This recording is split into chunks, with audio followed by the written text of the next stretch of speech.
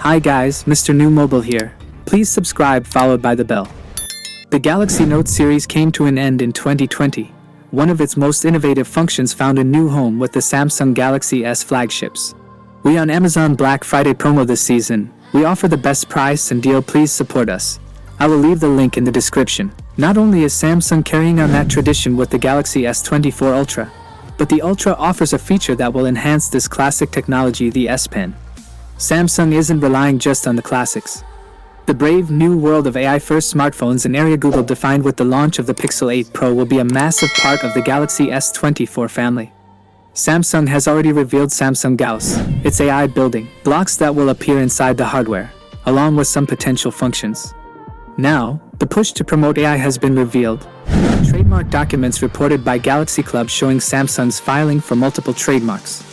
The two of interest are AI smartphone and AI phone in both the EU.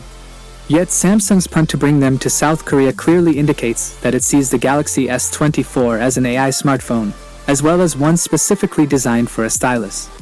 Samsung has not yet confirmed a launch date for the Galaxy S24 family of handsets, although recent leaked details have pointed to a Galaxy Unpacked event taking place in San Jose on January 17th.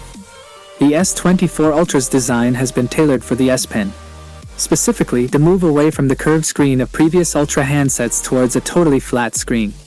Details on the new display come from the latest leaked photos of the Galaxy S24 Ultra. These show a number of S24 Ultra highlights, including the lack of an isolating camera island for the 5 lenses, the always useful volume and power buttons on the right-hand edge, and of course, the flat screen.